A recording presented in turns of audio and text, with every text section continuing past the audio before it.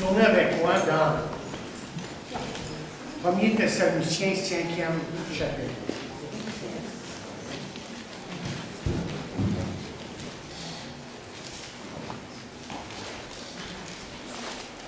Premier Thessaloniciens,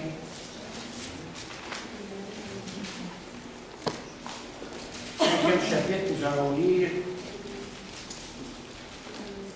les 11 premiers versets.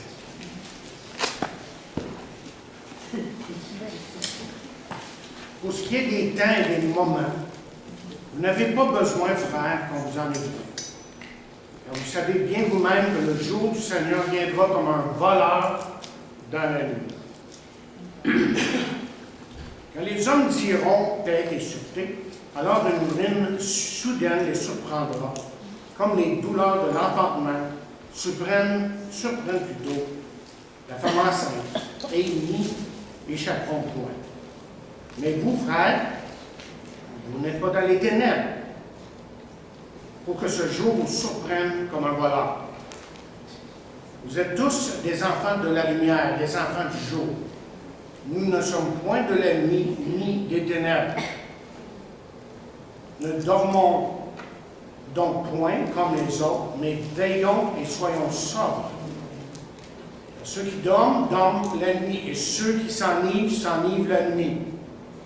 Mais nous qui sommes du jour, soyons sobres, ayant revêtu la cuirasse de la foi et de l'amour, et ayant pour casque l'espérance du salut. Car Dieu ne nous a pas destinés à la colère, mais à la possession du salut dans notre Seigneur Jésus-Christ, qui est mort pour nous afin que, soit que nous veillions, soit que nous dormions, nous vivions ensemble avec lui. C'est pourquoi exhortez-vous réciproquement et édifiez-vous les uns les autres, comme en réalité vous le faites. Prions. Père, nous sommes maintenant devant ta parole et nous réalisons que ta parole est la vérité. Nous savons que ta parole parle en nos cœurs. Nous savons que ta parole est un outil puissant, de puissance entre tes mains, lorsque l'Esprit de Dieu agit dans nos cœurs. Et je prie que tu puisses maintenant vraiment disposer les cœurs de tous et chacun dans cette place. Nous voulons entendre ta voix à travers ta parole. Nous te prions ça dans le nom de Jésus.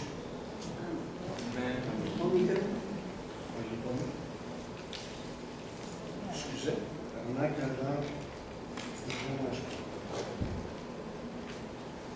C'est bon? C'est mieux? OK. Question. Question. À quand la fin du monde? Cela dépend de ce que vous voulez dire. Et cela dépend, chers amis, également à qui vous demandez. Jonathan Shell a fait la manchette lorsqu'il a écrit Le sort de la Terre en 1982. Il avait prédit une catastrophe totale à travers une guerre nucléaire totale. Et on nous dit que sa description géographique du monde sur le point de sombrer a terrifié un grand nombre de personnes. Après que les bombes nucléaires ont été lancées, la société est détruite et des milliards de personnes sont mortes. Il y a 35 ans, pas 25 ans, mais 35 ans de cela, lorsqu'il a écrit ces paroles. Et cela semblait trop vrai dans le temps. Devrions-nous être encore inquiets aujourd'hui? Mais d'une certaine manière, le danger semble plus grand aujourd'hui qu'à l'époque. Les experts nous disent que la Corée du Nord a développé une tête nucléaire et qu'il l'expérimente activement dans des fusées capables maintenant d'atteindre les États-Unis. Un transfuge militaire haut gradé de la Corée du Nord dit que le dictateur Kim Jong-un tient désespérément, malgré tout ce qu'on entend, à maintenir son pouvoir et se préparer à utiliser les armes nucléaires contre les États-Unis et leurs alliés. Un article du journal L'Indépendant avait comme titre « La troisième guerre s'en vient ». Et l'article en question disait que les deux premières guerres du 20e siècle étaient inattendues. Personne ne peut dire avec certitude où quand débutera la prochaine guerre, mais l'auteur suggère l'Europe, le Moyen-Orient et l'Asie du Pacifique comme étant les points majeurs. Parlant des problèmes dans le monde, le pape François dit « La troisième guerre mondiale est commencée par bride et par bout. » Et je pense qu'on sait de quoi qu'il parle. Une bataille ici, une explosion là, une attaque terroriste dans une grande ville, une révolution au Moyen-Orient et l'augmentation acharnée des armes nucléaires. Une chose menant à l'autre et ensuite à une sorte d'Armageddon. Alors, à quel point sommes-nous près de la fin du monde?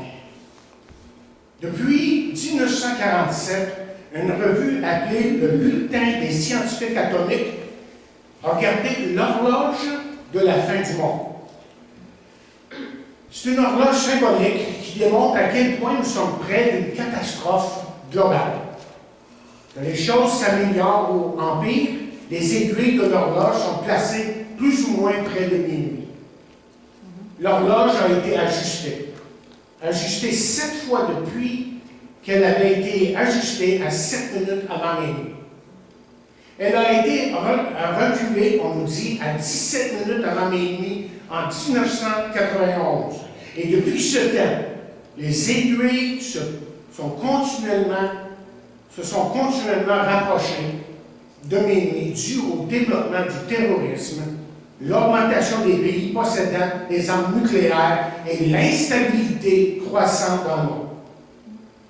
Au début de 2017, l'horloge de la fin du monde a été réajustée à 2 minutes et demie avant minuit, le plus près de minuit depuis 1953. Alors, comment le monde finira-t-il? C'est ça la question ce matin. Et vous voyez, les hommes n'ont à ces réponses, mais Dieu, comme nous l'apprenons dans la parole de Dieu, lui aura le dernier mot. L'apôtre Pierre a écrit « La fin de toute chose est proche ». Paul a dit, lui, vous savez en quel temps nous sommes, c'est l'heure de vous réveiller en fin du sommeil, car maintenant le salut est plus proche que lorsque vous avez cru.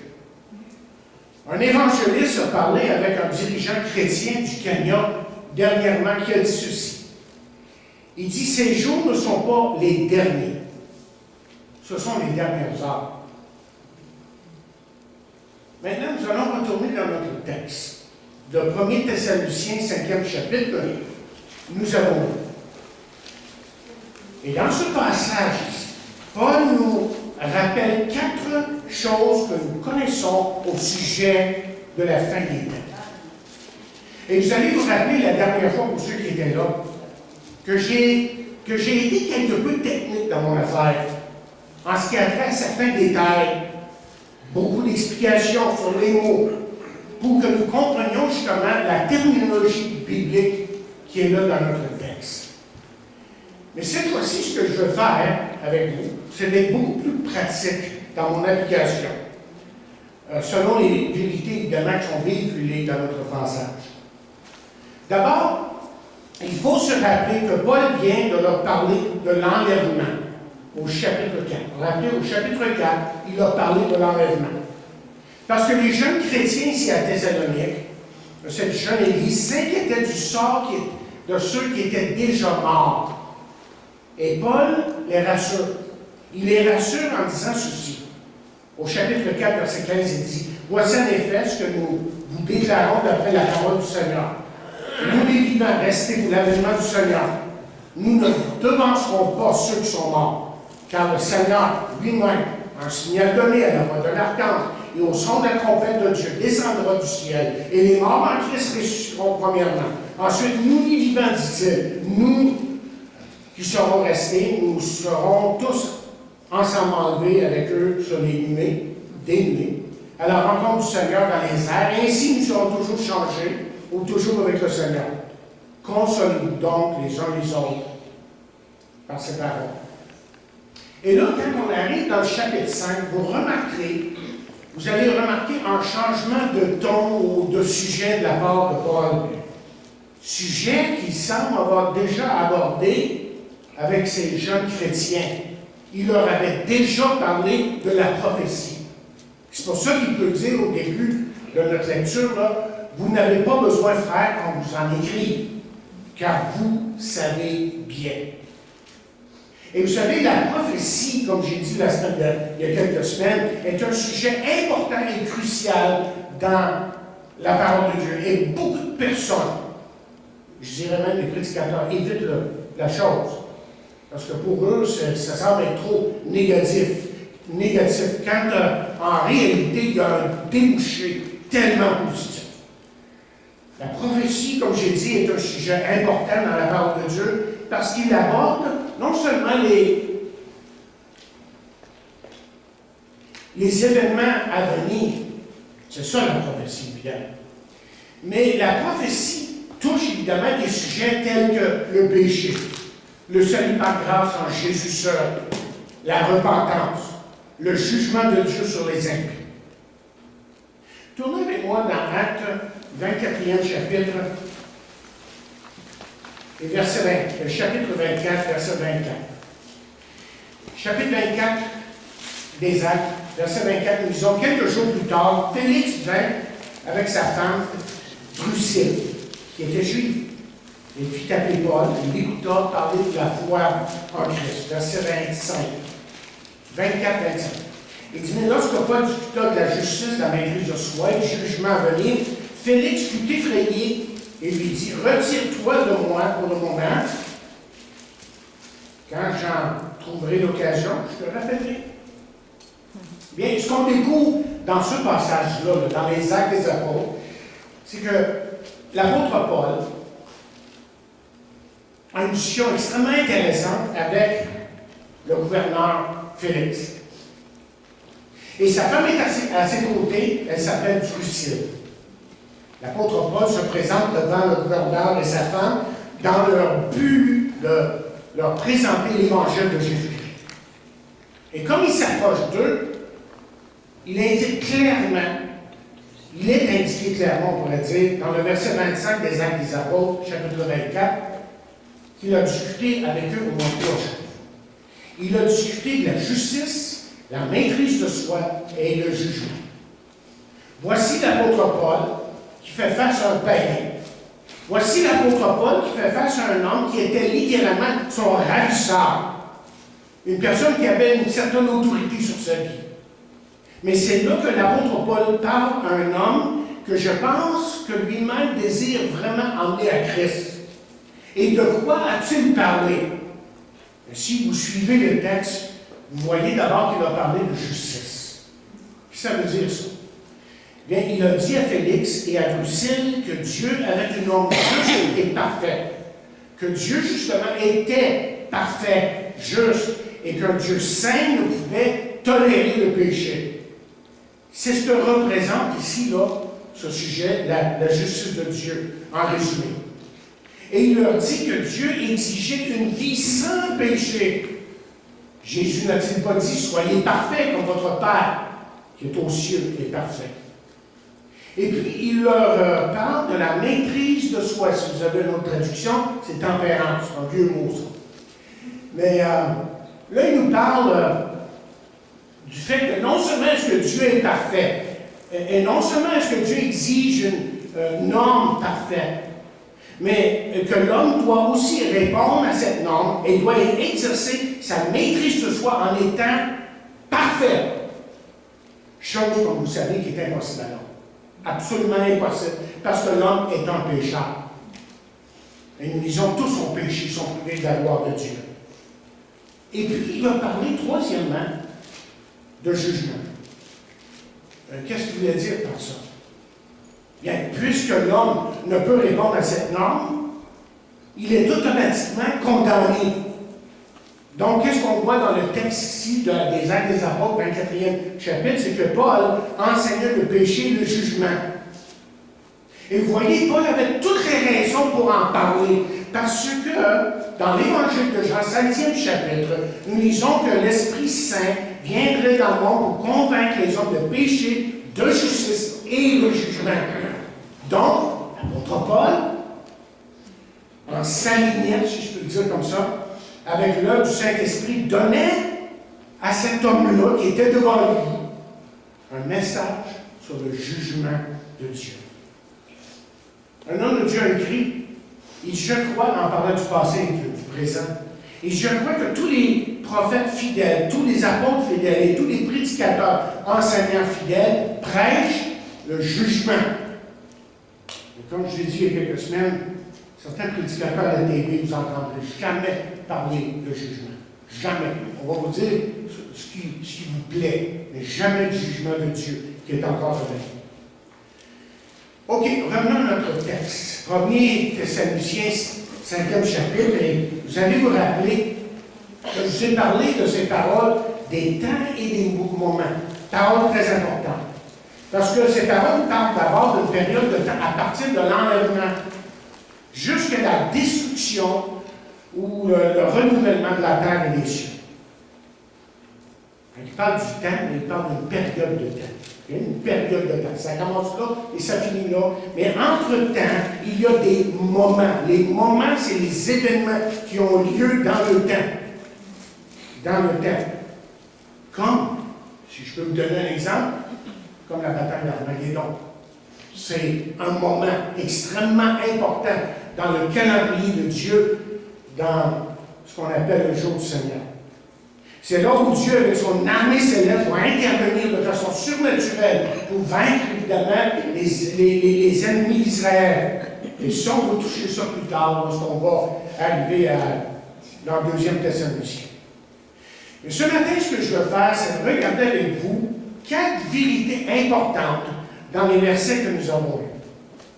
Focalisons d'abord sur le fait que nous connaissons la destruction à venir. S'il y a un message qui est communiqué là, dans les 3 premiers versets de 1er Thessaloniciens, 5e chapitre, c'est que nous connaissons la destruction à venir. Et vous allez vous rappeler que Paul utilise un terme particulier pour décrire la fin des temps ou la fin du monde. La terminologie qu'il utilise, c'est le jour du Seigneur. Et je vous ai dit il y a quelques semaines que ce terme se trouve à plusieurs endroits. J'ai fait une liste l'autre semaine. Il y a plusieurs endroits où ce jour-là, la terminologie jour du Seigneur ou jour de l'Éternel, dans l'Ancien Testament, se trouve à maintes et maintes reprises. Et ça décrit, si vous voyez, n'importe quel moment où Dieu interrompt le flot normal de la vie et intervient dans le temps et l'espace. Et les prophètes de l'Ancien Testament, évidemment, ont utilisé ce terme pour décrire le jugement de Dieu sur les nations païennes qui entouraient Israël. En fait, à travers l'histoire, il y a, comme j'ai dit, il y a eu beaucoup de périodes qu'on a pu appeler jour du Seigneur. Mais quelqu'un a écrit ceci, et j'ai bien aimé ce résumé, lorsqu'il a dit « Ces petits jours portent nos regards vers le grand jour. Le grand jour. Le jour du Seigneur. Le jour du Seigneur à la fin de l'histoire. » Et notre texte ce matin nous dit 3 choses sur le jour du Seigneur qui vient à la fin des temps, évidemment. Premièrement, le jour du Seigneur arrivera soudainement comme un voleur dans la nuit. Et Pierre, essentiellement, partage la même idée. Dans 2 Pierre 3, verset 10, il dit « Le jour du Seigneur, dit-il, viendra comme un voleur en ce jour. Les cieux passeront avec fracas, les éléments embrasés se dissoudront, et la terre avec les œuvres qu'elle renferme sera consumée. Pourquoi avez-vous barré votre porte de maison hier le soir? Ben, vous l'avez fait parce que les voleurs viennent normalement la nuit. Hein? Alors qu'il fait justement noir et que vous dormez, que vous êtes absent de la maison. Et ça nous est déjà arrivé. Donc on sait de quoi on parle, n'est-ce pas, Barbara? OK, ça c'est la première chose. Le jour du Seigneur arrivera soudainement comme un voleur dans la nuit. Mais la deuxième chose qu'on apprend dans notre texte ici, c'est que ce sera une période de grande destruction. Et ça fait référence, ça, au vaste jugement dans le livre de l'Apocalypse. Lorsque les sceaux seront brisés et les trompettes vont résonner et les coupes de la colère de Dieu seront versées sur la terre. Écoutez ce que dit Apocalypse 16e chapitre, verset 1. Il dit là, et j'ai entendu une voix forte qui venait du temple et qui disait aux 7 anges, allez et versez sur la terre les 7 coupes de la colère de Dieu. C'est un temps sérieux.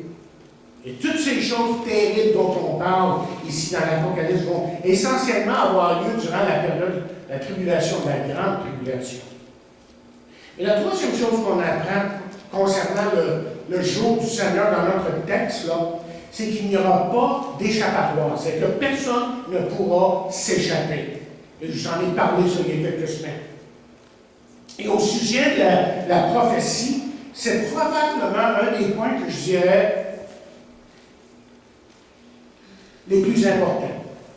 Parce que lorsque le jour du Seigneur arrivera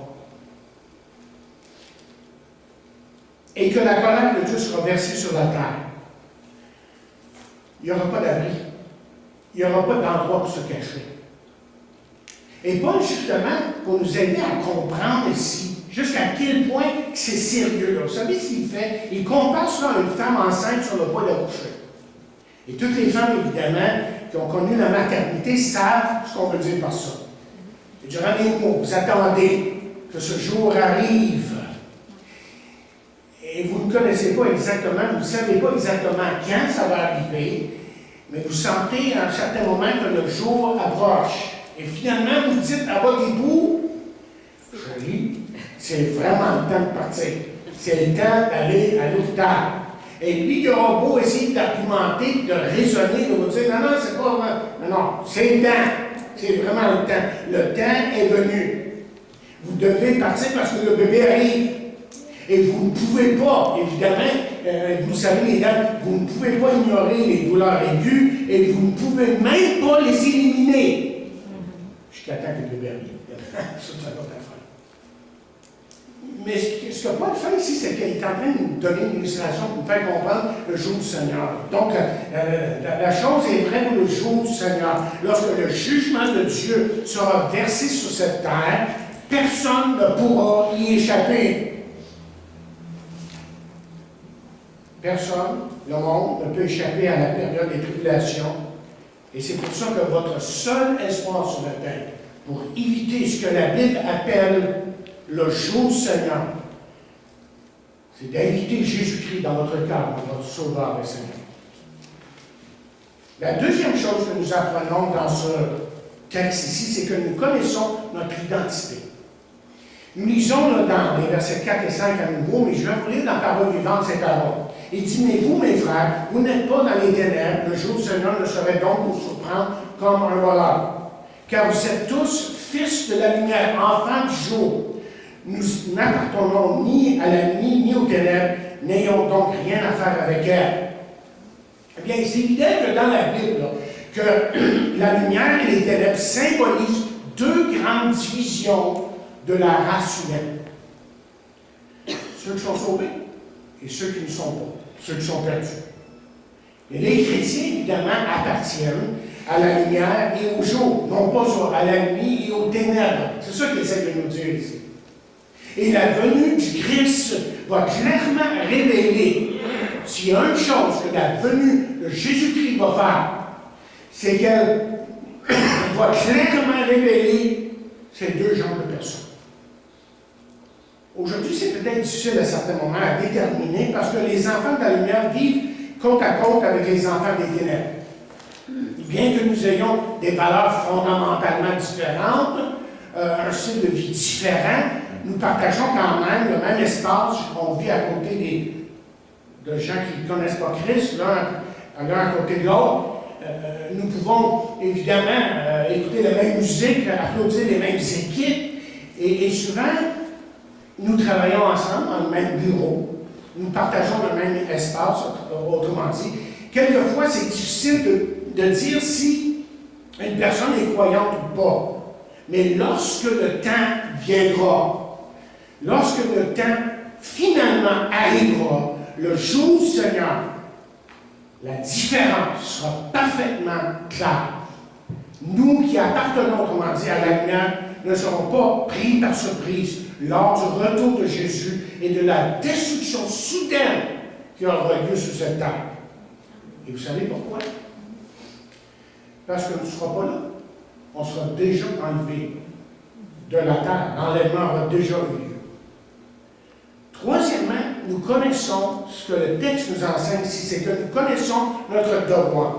Et remarquons maintenant les versets 6 à 8 qui disent « Ne dormons donc point comme les autres, mais veillons et soyons sobres. Car ceux qui dorment, dorment la nuit, et ceux qui s'enivrent la nuit. » Verset 8 dit « Mais nous qui sommes du jour, soyons sobres, ayant revêtu la cuirasse de la foi et de la charité, et ayant pour casse l'espérance du Seigneur. » Et dans ce texte ici, au verset 6 en particulier, Paul utilise deux termes pour décrire comment nous devons vivre, que nous aujourd'hui, nous devons vivre en attendant le retour de Jésus. Premièrement, ce qu'il dit là, suivez bien le texte, au verset 6, il dit que nous devons veiller. Et ce mot veut dire foncièrement de faire un effort déterminé pour rester éveillé. Et de temps en temps, évidemment, on a de la difficulté avec ça, de se tenir éveillé, ou réveillé. OK? Peut-être que ce matin, vous avez trop regardé la télévision hier soir, vous avez fait du surtemps, et vous avez un peu de misère à vous tenir réveillé. Je vais aussi vous garder réveillé. OK? Mais ce qu'on sait du texte, c'est qu'il y a des gens du jour, des gens de la nuit. Et spirituellement, on parle de côté spirituel ici, là. On est appelé à être des gens de jour. Certains d'entre nous, j'imagine, on a besoin d'une sorte de caféine spirituelle pour ne pas devenir somnambule. Pour ne pas devenir somnambule. Deuxièmement, dans notre texte ici, l'apôtre nous encourage d'être sobre. Et peut-être qu'on comprend mal ce mot-là à certains moments. Parce que le mot veut dire un esprit sérieux ou sincère. Ça ne veut pas dire qu'il faut être sévère et austère. Vous savez, là, face longue, pas de joie, pas de sourire, rien de ça. Non, moi je pense que les chrétiens, il y a un texte dans Timothée quelque part, je ne l'ai pas vérifié, là, mais je sais qu'il y a un texte quelque part dans Timothée, vers la fin, la première épître, je ne me trompe pas, où il dit qu'on devrait jouir les choses de la vie, ce que Dieu nous donne, et de remercier évidemment Dieu pour ce qu'il nous donne. Et plus loin dans le texte ici, verset 16, si vous suivez là, dans 1er Thessaloniciens 5, il dit de toujours être joyeux. Donc, le chrétien, ça devrait être la personne la plus joyeuse sur la terre. Non, on n'a pas besoin d'être continuellement sérieux au point de ne jamais rire, jamais sourire, jamais se détendre. C'est pas ça ici, là, être sobre. Bon, le mot sobre veut dire aussi que nous devons maintenir notre calme et notre équilibre dans un monde qui est souvent chaotique, déséquilibré. Et vous découvrirez, vous découvrirez si vous avez la maîtrise de soi, de vous-même, lorsque tout autour de vous, ça va mal. Pouvez-vous, par exemple, garder votre calme lorsque le monde autour de vous perd son calme? Et ça arrive, ça, évidemment. Pouvez-vous répondre à un courriel rempli de colère ou un commentaire dans Facebook qui est critique à votre égard. Je ne suis pas dans ça, donc je n'ai pas de problème. Pas avec Facebook, en tout cas. Non, la personne, évidemment, qui a une maîtrise de soi, c'est une personne qui a un contrôle de soi. Et ensuite, dans le verset 7, là, il nous a spécifié dans le verset 7 certaines choses qui n'ont rien à voir avec la vie chrétienne. Et ces choses sont associées, comme quelqu'un a écrit, aux immoralités de la nuit. Une façon intéressante de le dire. Il dit, l'ivresse est un exemple de ce qui ne doit jamais être compatible aux chrétiens. En somme, nous ne devons avoir aucune part dans ce style de vie. Parce que la Bible nous dit ici, dans notre texte, que nous sommes les enfants de la lumière et que ces choses-là, l'ivresse, les immoralités de la nuit, appartiennent aux ténèbres. Et au contraire, évidemment, la parole de Dieu nous dit dans Éphésiens 5e chapitre, verset 18, ceci, ne vous enivrez pas de vin, il ne dit pas de ne pas prendre de vin. Il dit de ne pas s'enivrer de vin. Il y a une grosse différence. Okay? Il dit, c'est de la débauche. Soyez au contraire remplis de l'esprit. Vous savez, ce que ça me dit tout ça? Quand je médite, j'ai médité sur ce passage cette semaine. Ça me dit que nous devons, en tant qu'enfants de Dieu, être toujours prêts, parce que l'ennemi, lui, est toujours à l'œuvre. Et nous devons avoir le contrôle de soi, parce que nous sommes, et c'est une autre lecture que je faisais cette semaine, puis j'ai bien aimé ça quand je l'ai rentré dans mes notes. Il dit, on est toujours en devoir. On dit que quelqu'un est en devoir, c'est lui qui... Mais on est toujours en devoir, là, en tant que chrétien. Et donc, nous devons toujours rejeter le compromis moral, parce que cela, évidemment, nous amène à tomber dans les choses qui sont ignobles, contraires aux choses de Dieu. Le verset 8 nous dit de mettre, comme vous voyez là, au verset 8, de mettre, et il dit, ayant revêtu la cuirasse de la foi et de l'amour, de mettre la cuirasse de la foi et de l'amour. Et tout comme la cuirasse protège, chers amis, les organes vitaux, ainsi la foi en Dieu et l'amour envers les frères nous protègent dans les moments difficiles. Car ça, c'est dans notre vie. On est armé. On est capable de combattre. Et ensuite, nous mettons, selon notre texte, le casque de l'espérance du salut. Ça parle de quoi, ça? Bien, celui-ci protège nos esprits et produit des pensées claires, nettes et précises. Qu'est-ce que l'espérance du salut? Bien, c'est sûrement lié au fait que si nous mourrons avant le retour de Jésus-Christ, nous irons évidemment dans sa présence. Paul le dit, ça, j'ai hâte d'aller dans sa présence. Je ne sais pas si je devrais rester, là, vous vous rappelez dans Philippiens, quelque part, là, il dit, je ne sais pas si je devrais rester, mais j'ai hâte d'aller dans sa présence. On sait qu'on va dans sa présence. Mais si nous vivons jusqu'à son retour, il est certain que nous serons enlevés de cette terre pour rencontrer le Seigneur dans les airs. Alors, en tout cas, d'une manière ou l'autre, nous serons délivrés. Que nous soyons morts ou vivants, c'est ça le point que Paul essaie de faire ici. Et bientôt, nous allons le rencontrer. Après tout, ça confirme tout simplement les paroles que Jésus a dit un jour rappelé. Jésus a dit que votre cœur ne se trouble point. Croyez en Dieu et croyez en moi. Il y a plusieurs demeures dans la maison de mon Père. Si cela n'était pas vrai, il m'aurait dit, je vais vous préparer une place, verset 3, chapitre 14 de Jean. Et lorsque je m'en serai allé et que je vous aurai préparé une place, je reviendrai, je vous prendrai avec moi, afin que là où je suis aussi, soyez aussi.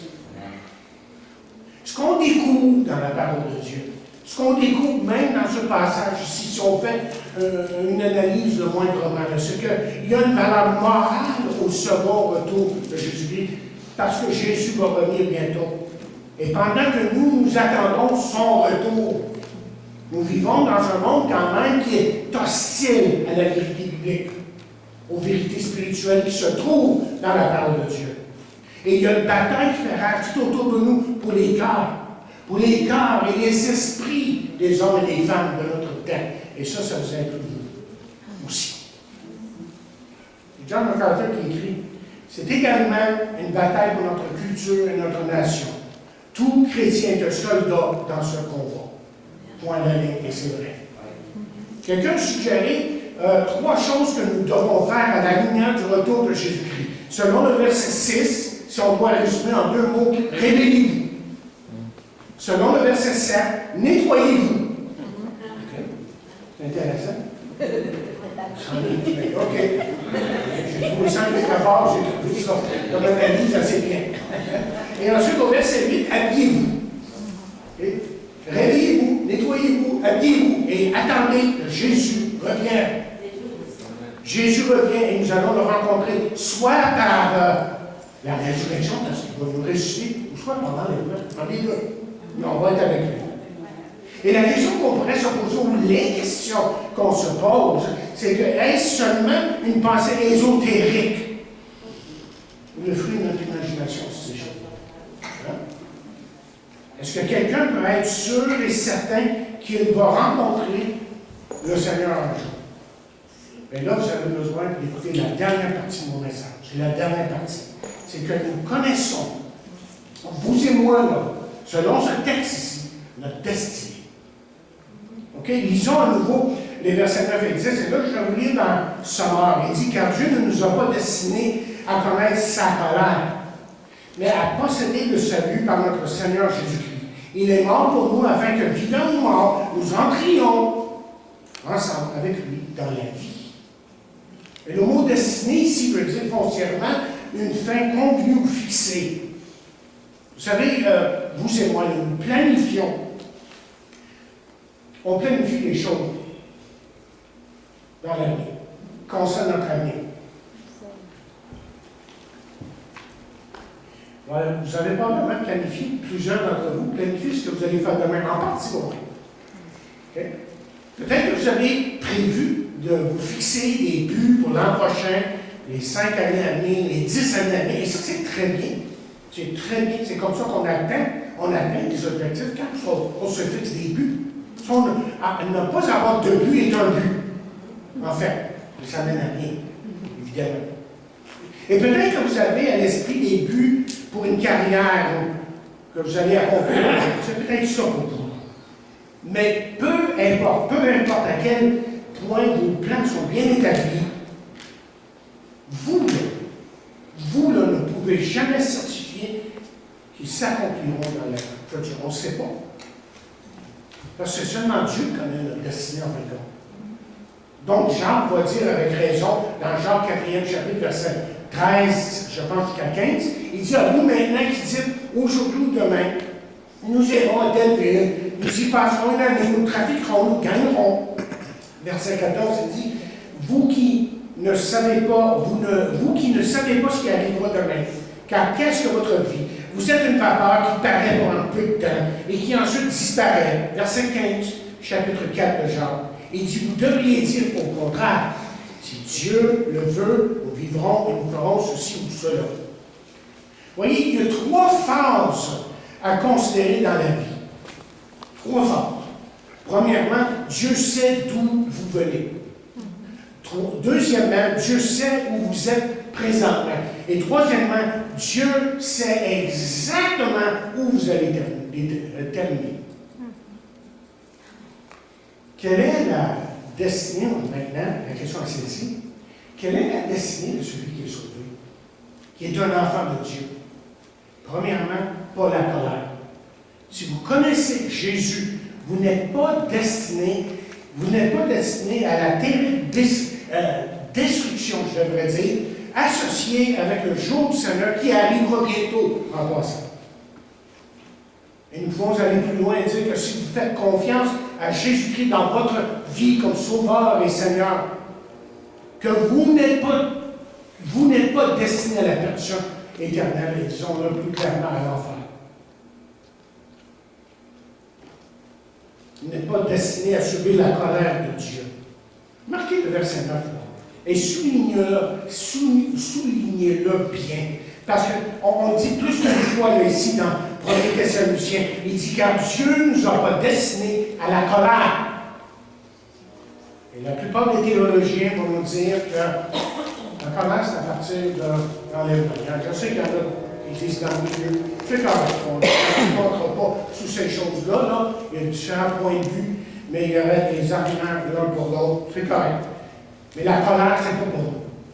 Parce que, deuxièmement, on est destiné à l'acquisition du salut. Et cette phrase-là signifie, quand on parle de salut, on parle de délivrance. C'est ça qui veut dire le mot salut. Nous n'avons pas de rendez-vous avec la colère de Dieu, mais avec, je dirais même, une délivrance totale. Et comment est-ce que Dieu fait ça? Et le verset 9 nous donne la réponse. Il dit notre Seigneur Jésus-Christ. Comment le fera-t-il? Au verset 10, on continue à dire notre Seigneur Jésus-Christ qui est mort pour nous. Autrement dit, Jésus-Christ effectivement est mort sur la croix. Il est mort à ma place. Il a été mon substitut. Et la colère, écoutez bien ce que je veux vous dire, la colère de Dieu s'est abattue sur lui lorsqu'il était sur la croix.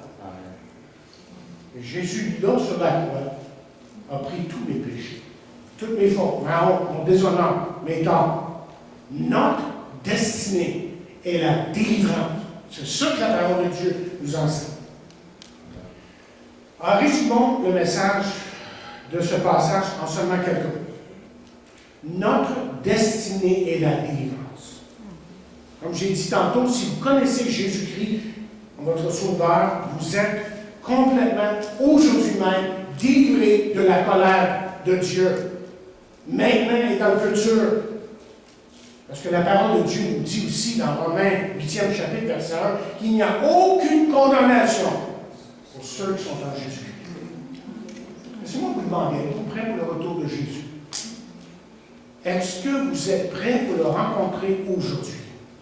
Et s'il devait revenir dans les 24 prochaines heures, seriez-vous prêts ou auriez-vous honte de vous trouver devant lui? Et peut-être que vous ne savez même pas comment répondre à cette question-là.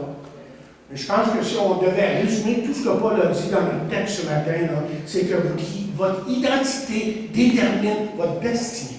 Votre identité détermine votre destinée. Et pensez aux mots que Paul a utilisés dans notre texte ce matin. Et j'aurais pu aller beaucoup plus profondément. Et je pourrais faire 3 ou 4 messages juste sur ce passage-là. Mais je choisis pour le moment de ne pas le faire. On va y revenir plus tard. Mais pensez aux mots que Paul utilise dans ce passage. Il parle de la lumière, des ténèbres. Il fait un contraste ici. Okay? Dormir, réveiller, nuit, jour. Nous et eux, colère et salut. Votre choix est la ruine ou le salut? La destruction ou la délivrance? Écoutez bien ce que je vais vous dire, parce que c'est très important que vous compreniez que c'est ça que la Bible nous enseigne en fin de compte. Que tout ce que l'homme a construit sera détruit lors du retour de Jésus-Christ. Et ce monde ne pourra pas y échapper. Et si vous ne connaissez pas Jésus-Christ, que vous ne l'avez pas accepté dans votre vie, laissez-moi vous dire une chose. Vous avez un rendez-vous avec le jugement. Avec le jugement. C'est juste Jésus qui peut vous délivrer. Votre futur est colère, jugement et tribulation. Et vous ne pourrez pas, comme l'apôtre nous enseigne ici, vous ne pourrez pas vous échapper. Êtes-vous prêts? Il peut venir aujourd'hui. Il va venir. J'ai lu l'histoire d'un homme d'affaires qui a emmené son jeune fils avec lui au travail. Et lorsqu'il est arrivé au bureau, où l'homme travaillait, le père dit à son fils de rester près de la porte et qu'il reviendrait le chercher dans peu de temps. Et l'homme est devenu tellement occupé, et les heures ont passé, il a oublié qu'il avait emmené son fils. Il sortit finalement par une autre porte que par celle dont il était entré. Et lorsqu'il est arrivé chez lui, sa femme lui a demandé où était leur fils. Et là, il a commencé à paniquer un petit peu. Hein?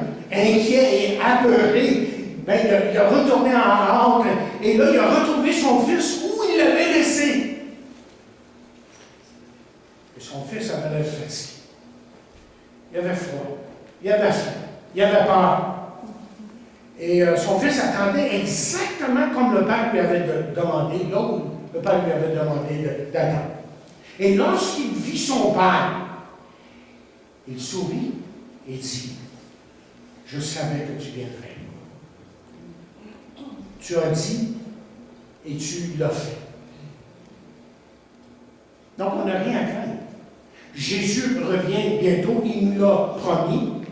Et c'est vrai que ça fait 2000 ans qu'on attend. Et on dirait que certains chrétiens sont comme tannés de ça. Ils sont comme tannés, ah, Jésus revient, ouais, mais ça prend du temps. Et nous nous demandons pourquoi Jésus n'est pas encore venu. Peut-être nous a-t-il oublié, peut-être que Jésus a d'autres plans, en fait. Hein? Et de notre point de vue, cela fait très longtemps, mais selon le calendrier céleste, vous savez combien de temps ça fait? 2 jours. À peu près 2 jours. Pourquoi? Parce que dans la parole, il est dit, Pierre dit, mais il y a une chose, bien-aimé, que vous ne devez pas ignorer, c'est que devant le Seigneur, un jour est comme 1000 ans, et 1000 ans comme un jour. Moi, je peux vous assurer que Jésus revient. L'horloge, cette horloge dont je vous ai parlé, avance. L'horloge avance. Il est plus tard que jamais. Il est temps, justement, pour nous, en tant que chrétiens, d'abandonner les œuvres de ténèbres. Il est temps de porter l'armure de la lumière. Il est temps d'emmener Christ partout où on va. C'est une question, ce que je viens de dire. Partout où on va. Il est temps de devenir sérieux au sujet de notre foi. Il est temps d'agir, d'être des somnambules. Regardez, parce que comme quelqu'un a dit, toute l'éternité est suspendue à votre réponse à cette question. Que ferez-vous de Jésus lorsqu'il va venir vous chercher? Ou qu'est-ce qu'il va faire? Que Dieu bénisse sa parole. Amen.